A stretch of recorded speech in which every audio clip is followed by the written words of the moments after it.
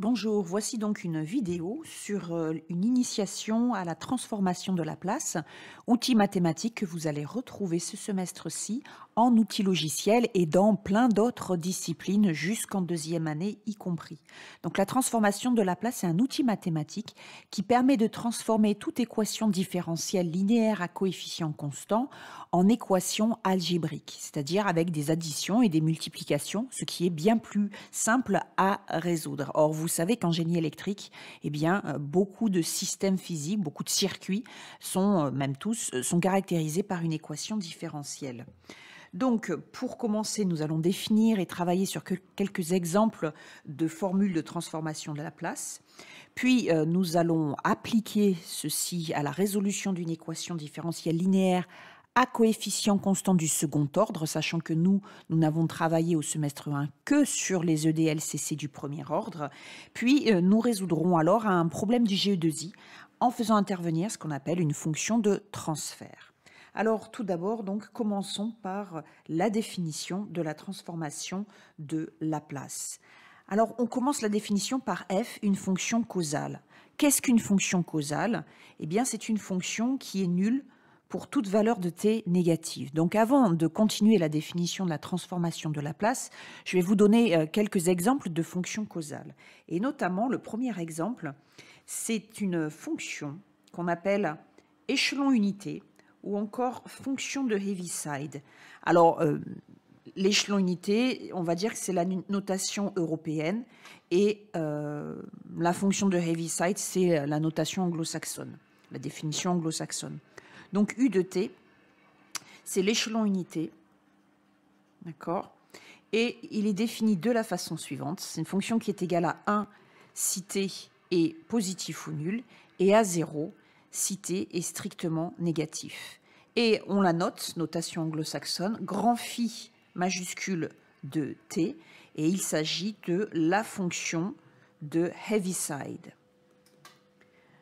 Voilà, donc nous allons la représenter graphiquement, cette fonction. C'est pas compliqué, hein, fonction constante nulle lorsque t est strictement négatif, crochet ouvert côté de l'origine ici de mon repère, et puis qui est égal à 1 lorsque t est positif ou nul. D'accord? Donc il s'agit bien d'une fonction causale. Ok? Donc grand U, l'échelon unité, grand phi, la fonction de Heaviside c'est une fonction, parce que c'est la même fonction, hein, donc est une fonction causale. Alors maintenant, nous allons étudier quelques autres exemples de fonctions causales. Alors, par exemple, si je prends la fonction f de t, qui est égale à t fois grand U de t, ou encore, si vous préférez, t fois grand phi de t. Eh bien, il s'agit bien d'une fonction causale, puisque je l'ai multipliée par l'échelon unité, ou si vous préférez, par la fonction de Heaviside. Donc, sa représentation graphique, eh bien, elle est égale à 0 pour toute valeur de t négative, et puis elle est égale à t lorsque t est positif. Donc voilà ce que j'obtiens ici. Donc là, il n'y a pas de crochet ouvert puisqu'il y a un raccordement ici entre les deux parties de cette fonction. Voilà. Deuxième exemple, je vais prendre la fonction g de t qui est égale à cosinus t fois u de t, ou si vous préférez, cosinus t fois grand phi de t. Donc je vais la représenter sur le même graphe. Je vais obtenir à ce moment-là la représentation graphique suivante. Eh bien, donc là, on va avoir à peu près ici un pi sur 2. On va dire qu'on a pi sur 2 ici. Voilà, tac, tac, tac, tac, etc.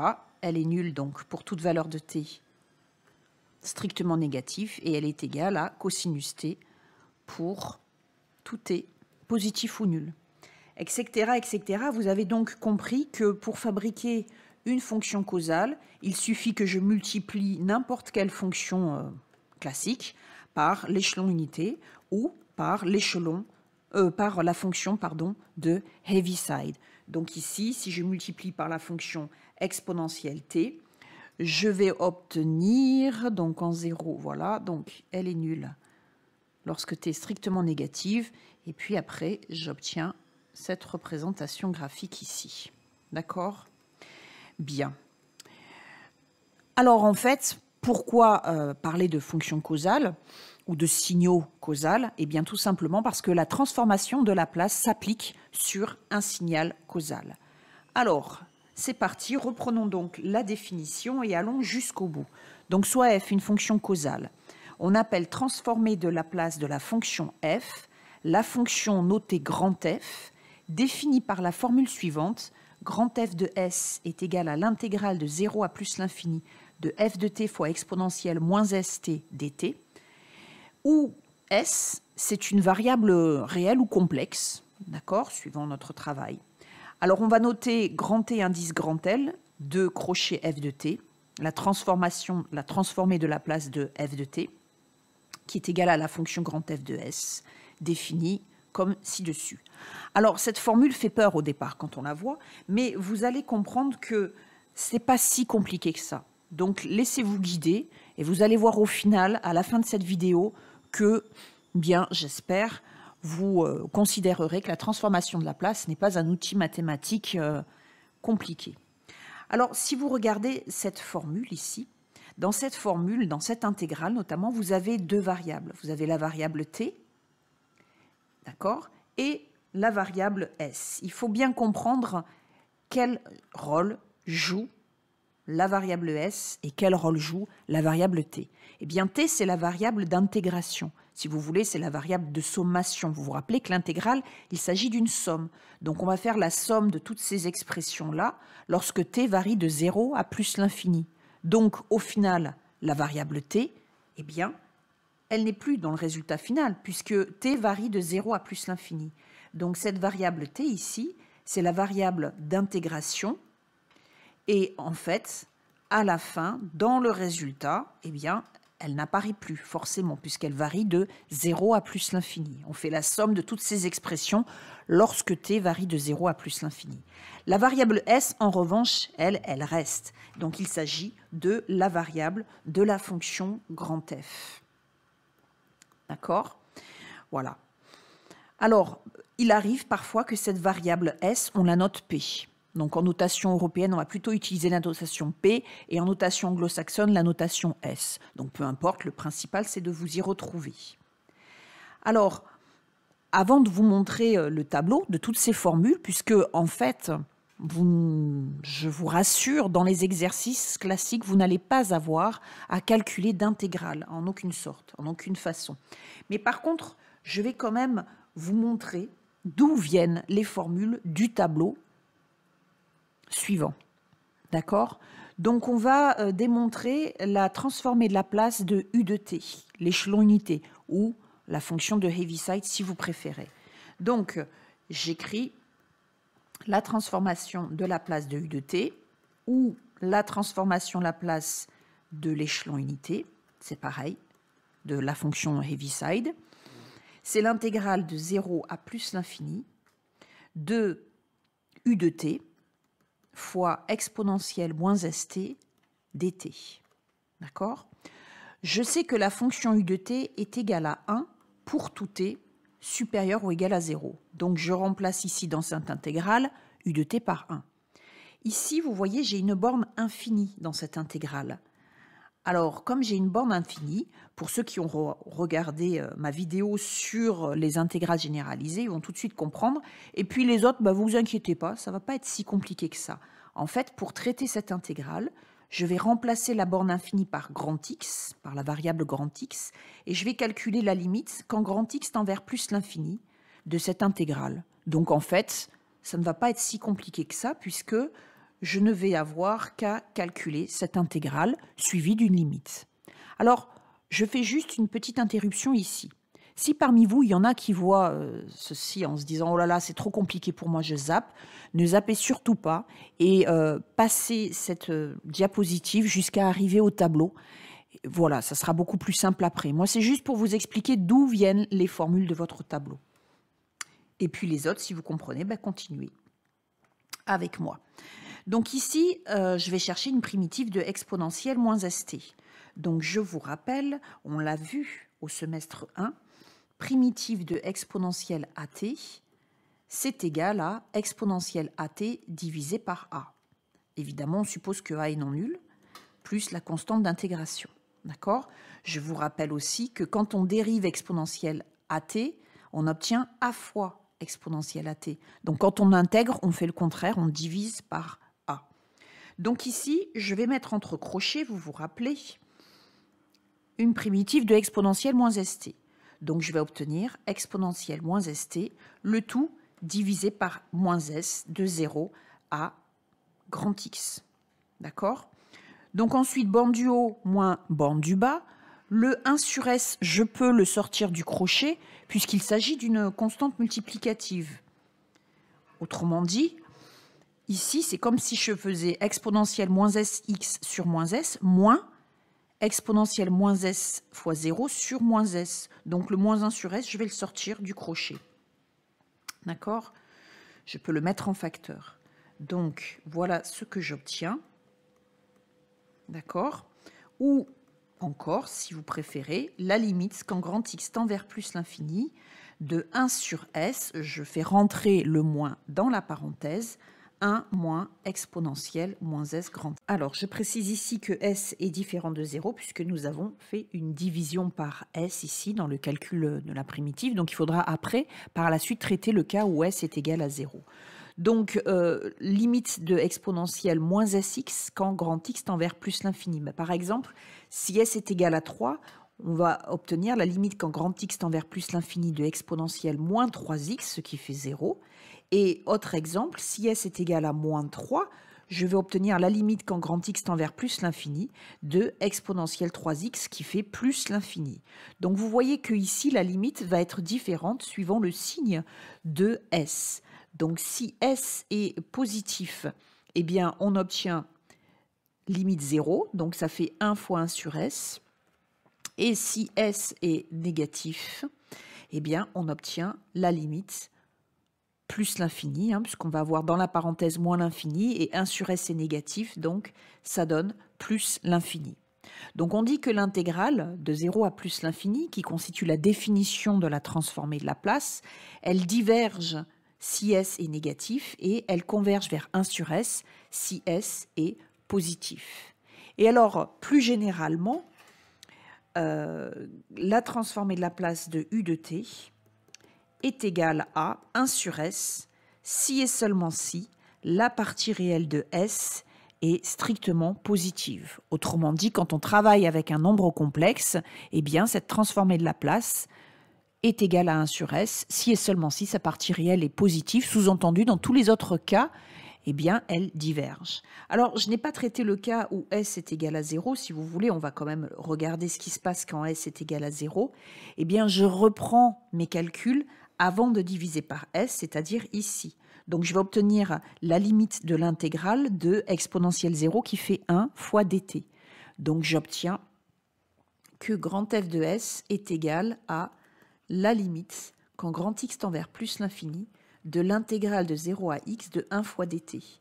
Donc ça va donner t entre 0 et x, c'est-à-dire grand X, c'est-à-dire plus l'infini. Donc l'intégrale diverge lorsque S est égal à 0. Alors, maintenant, regardons ce résultat de plus près, et notamment ses notations. Eh bien, il n'est pas impossible que vous voyez dans la littérature, ou sur Internet, ou parmi vos enseignants, d'autres façons de donner ce résultat.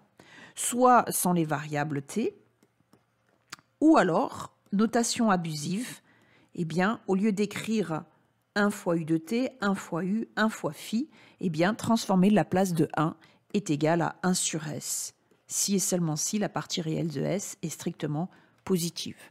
Voilà, donc il arrive que, en fait, par abus de notation, on n'écrive pas la fonction échelon unité. Alors, donc, je ne démontrerai qu'une seule formule de ce tableau. Si vous voulez la démonstration des autres formules, n'hésitez pas à me le demander, à essayer, si vous avez le temps. Mais je vous conseille quand même de vous concentrer surtout sur l'application de cette transformation de Laplace pour le semestre 2. Alors, voilà donc le tableau. Alors, comment il se lit? Eh bien, à gauche, vous avez la fonction de la variable t, qui est causale, la fonction f. Et puis à droite, vous avez sa transformée de Laplace, c'est-à-dire vous obtenez la fonction grand F de S. Alors vous verrez par la suite que ce tableau se lit aussi, un peu comme le tableau des dérivées des primitives, de la droite vers la gauche, puisque la transformée de Laplace inverse existe. D'accord? Alors, première formule, petit delta de t, il s'agit de l'impulsion de Dirac. Alors l'impulsion de Dirac, je ne sais pas si vous l'avez déjà rencontrée. Ce n'est pas une fonction, c'est ce qu'on appelle une distribution. On appelle la distribution de Dirac. Et elle est définie de la façon suivante. Elle est égale à 0 partout, sauf en 0, où c'est une impulsion. En fait, elle tend vers l'infini. C'est une suite de fonctions en fait, qui tend vers l'infini. Et on met un 1 au bout de la flèche, car son intégrale est égale à 1. Donc, je vous l'explique un peu rapidement. Si vous voulez, il y a une vidéo dans laquelle j'en parle, sur la transformation de Fourier. Alors, donc la transformée de Laplace de Dirac est égale à 1. Ensuite, troisième formule, la transformée de Laplace de U de t, ou encore de grand phi de t, ou encore notation abusive de 1, est égale à 1 sur S. C'est ce que nous avions démontré précédemment. Alors, vous remarquerez qu'ici, je n'ai pas écrit l'ensemble de définitions de chacune de ces formules. Pourquoi? Tout simplement parce que la façon dont nous allons nous en servir ne fait pas appel à l'ensemble de définitions. On va s'en servir comme des formules qui nous permettent de résoudre des équations différentielles. Donc si ce n'est pas bien clair, vous inquiétez pas, ça devrait l'être par la suite. Donc la transformée de Laplace de phi de t ou de u de t ou de 1 est égale à 1 sur S. La transformée de Laplace de t puissance n fois u de t ou de t puissance n fois phi de t ou notation abusive de t puissance n est égale à factoriel de n sur s puissance n plus 1. Factoriel de n, je vous rappelle que c'est le produit des n premiers entiers naturels. Je continue. La transformée de Laplace de cosinus oméga t fois u de t, ou si vous préférez de cosinus oméga t fois grand phi de t, ou notation abusive de cosinus oméga t, est égale à s sur s carré plus oméga carré. Donc ça veut dire que quand on calcule l'intégrale, vous savez, qui définit cette transformée de Laplace, de 0 à plus l'infini, de cosinus oméga t fois exponentielle moins st dt, eh bien on trouve au final s sur s carré plus oméga carré. La formule avec le sinus oméga t, donc là encore, vous pouvez l'écrire soit sinus oméga t fois grand phi de t ou notation abusive sinus oméga t, c'est oméga sur s carré plus oméga carré. Exponentielle moins at fois grand phi de t a pour transformer de Laplace 1 sur s plus 1. Voilà, donc ici nous venons dans cette première partie de tableau de déterminer la transformée de Laplace de signaux usuels. Alors maintenant, il y a des formules qui nous permettent d'appliquer la transformée de Laplace à des équations différentielles. La transformée de Laplace de la dérivée d'une fonction, à condition qu'elle soit dérivable sur 0 plus l'infini, et la formule suivante, petit s fois grand f de s moins petit f de 0. Donc vous comprenez qu'en fait, la transformation de Laplace transforme dérivée en multiplication par S. Voilà pourquoi elle transforme toute équation différentielle en équation algébrique. Ce qui sera bien plus facile à résoudre puisque nous n'avons que des additions et des multiplications dans ces dernières. La transformée de Laplace de la dérivée seconde de f, c'est s carré grand f de s moins s fois petit f de 0 moins petit f prime de 0. Et enfin, la transformée de Laplace d'une somme de fonctions, coefficientées de alpha et de bêta ici, eh bien c'est simple, c'est la somme des transformées de Laplace et les coefficients, on peut les sortir de la transformée. Donc ça, cette dernière formule, c'est la formule dite de linéarité qui découle directement du fait que la transformation de Laplace est une intégrale. Donc comme c'est une intégrale et que vous savez que l'intégrale d'une somme, c'est la somme des intégrales, alors la transformée de Laplace d'une somme, c'est la somme des transformées de Laplace.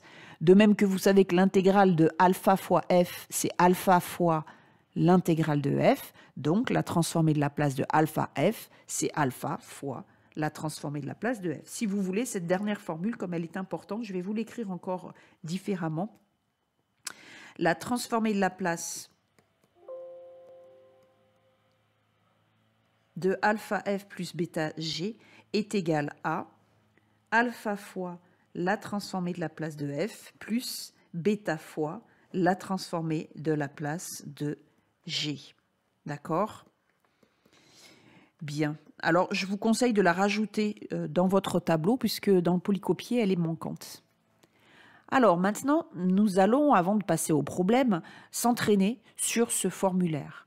Donc voici l'énoncé. Je vous conseille de travailler ça au brouillon, de mettre sur pause la vidéo en attendant d'avoir les solutions. Alors, les solutions. Donc ici, la transformation de la place de 1, notation abusive, c'est pareil que la transformée de la place de U de T ou encore la transformée de la place de phi de T, l'échelon unité ou la fonction de Heaviside. Donc ça donne, eh bien, ici dans le tableau, 1 sur S. Alors je vous rassure, toutes ces formules ne sont pas à apprendre par cœur, puisque vous l'aurez, ce tableau en DS. Mais moi, je vous conseille de les assimiler au fur et à mesure avec les exercices. C'est facile, à force d'en faire. On finit par les assimiler malgré soi. Et au concours d'entrée en école d'ingénieur, elles seront peut-être données dans l'énoncé et peut-être pas. Donc, voilà, la transformée de la place de petit delta de t. Je vous rappelle que petit delta de t, il s'agit de l'impulsion de Dirac. Donc, c'est égal à 1. La transformée de la place de t puissance 5, notation abusive, d'accord? Donc ici, vous avez la formule. Donc, si vous voulez, c'est pareil que la transformée de la place de t puissance 5 fois u de t, ou encore de t puissance 5 fois grand phi de t. Donc, ça donne factoriel de 5 divisé par s puissance 6. D'accord? Ici, quatrième formule, vous allez utiliser la propriété de linéarité. La transformée de la place d'une somme, c'est la somme des transformées de la place et on peut sortir les coefficients. Donc ça donne 3 fois la transformée de la place de Dirac, plus 5 fois la transformée de la place de U de T, moins la transformée de la place de T puissance 4 fois U de T. Il ne reste plus qu'à appliquer les formules. Donc 3 fois 1, plus 5 fois 1 sur S, et moins S factoriel 4 sur S puissance 5. D'accord? Voilà, donc je vous laisse poursuivre cet exercice. Et vous avez ici, ici on applique la formule cosinus oméga t. Je vous rappelle qu'il s'agit de la notation abusive. Donc oméga égale à 2. Ça donne S sur S carré plus oméga carré. Quand je parle de notation abusive, j'entends par là que c'est aussi la transformée de la place de cosinus de t fois u de t, ou encore de cosinus de t fois grand phi de t. La suivante, transformée de la place de exponentielle 3t, il s'agit de la formule avec a égale à moins 3. Donc il s'agit aussi de la notation abusive de exponentielle 3t fois u de t, ou de exponentielle 3t fois grand phi de t. Ici, nous avons exponentielle moins 4t fois u de t, ou exponentielle 4t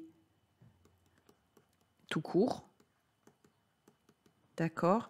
Donc A, cette fois-ci, est égal à 4, puisque je vous rappelle que dans la formule, c'est exponentielle moins AT. D'accord? Donc méfiez-vous, ça c'est une erreur assez classique. Donc ne vous trompez pas.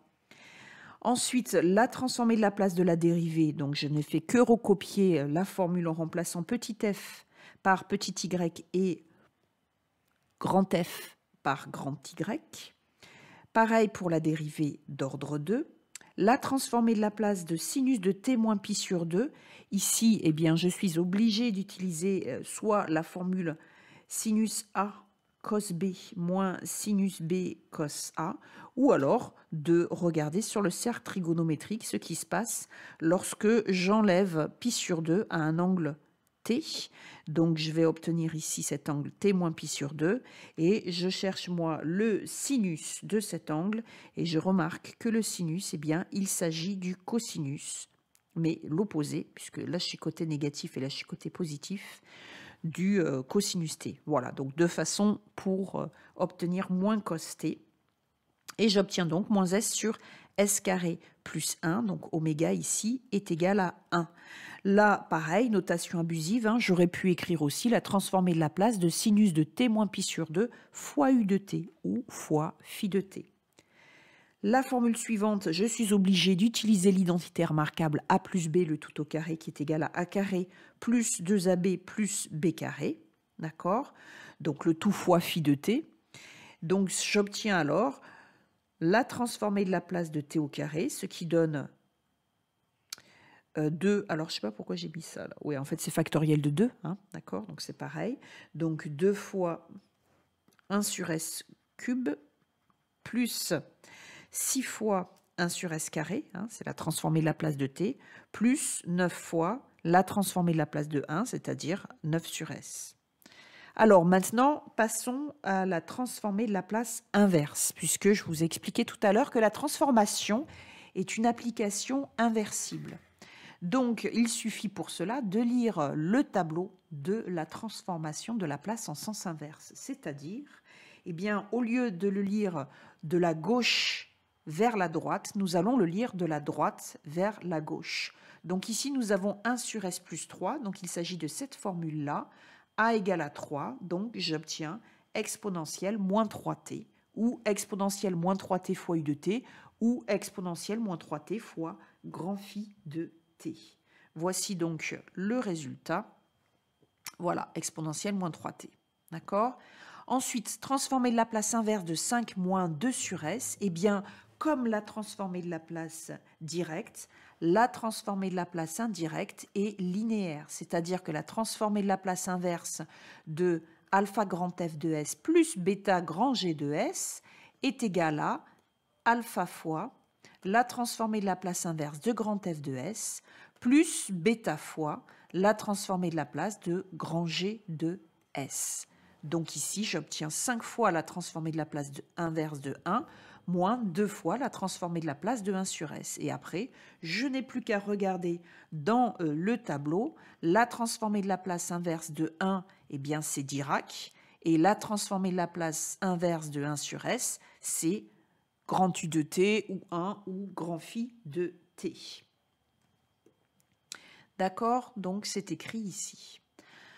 Alors ensuite, la transformée de Laplace inverse de 7 sur s au cube. Donc, comme la transformée de Laplace inverse est linéaire, je peux sortir le 7, le coefficient constant, de la transformation de Laplace inverse. Et ensuite, j'obtiens 1 sur s au cube. Donc, je vais utiliser la formule transformée de Laplace inverse de factoriel n sur s puissance n plus 1, ce qui donne t puissance n. D'accord? Ou t puissance n fois u de t, comme vous préférez. Donc ici, le n, c'est 2. Donc il faudrait avoir 2 au numérateur. Donc voilà pourquoi l'astuce consiste à multiplier par 2 et à diviser par 2. Et je sors le 1/2 de la transformée de Laplace inverse. En fait, vous retrouvez exactement le même raisonnement qu'en calcul intégral. Donc j'obtiens 7/2 fois la t carré, la fonction t carré fois u de t, ou t carré fois phi de t. Ensuite, la transformée de Laplace inverse de 1 sur 2s plus 1. Alors ici, je vais appliquer cette formule ici. Voilà. Sauf que moi, j'ai 2 en facteur de s. Donc, je vais factoriser par 2 au dénominateur. C'est ce que j'ai fait ici. D'accord? Le 1/2, je peux le sortir de la transformée de Laplace inverse. Et maintenant, j'applique la formule avec a égale 1/2. 1 sur s carré plus 16. Donc pour cela, je vais appliquer s carré plus 16, cette formule ou celle-là, d'accord? Sauf qu'au numérateur, j'ai 1. Donc le s, je ne vais pas pouvoir le faire apparaître puisque je ne peux pas sortir de variable de la transformée de Laplace inverse, de variable s. Je ne peux sortir que un coefficient constant. Donc je vais utiliser plutôt cette formule-là dans laquelle je vais faire apparaître mon oméga. Comme oméga carré est égal à 16, eh bien oméga est égal à 4. Donc je vais multiplier et diviser par 4. Donc voilà ici ce que j'obtiens. Le 1/4, je le sors de la transformation de la place inverse et j'obtiens donc la formule 1/4 de sinus 4t ou 1/4 de sinus 4t fois u de t ou 1/4 de sinus 4t fois phi de t. Et pour finir, dernier exemple, ici je trouve 1s² plus 1 au dénominateur, donc je me dis qu'il s'agit d'une de ces deux formules ici, d'accord? Sauf qu'au numérateur, pardon, de ces deux-là, sauf qu'au numérateur, j'ai s plus 1, donc je vais scinder en deux ma fraction, et j'obtiens alors la transformée de la place inverse de s sur s² plus 1, plus la transformée de la place inverse de 1 sur s² plus 1, c'est-à-dire cosinus t plus sinus t, ou alors, autre notation, cosinus t plus sinus t fois u de t, ou cosinus t plus sinus t fois grand phi de t. Voilà, donc ici, vous venez de travailler sur l'outil mathématique. Le tableau, je répète, vous n'avez pas besoin de le connaître par cœur, on vous donnera le formulaire en DS.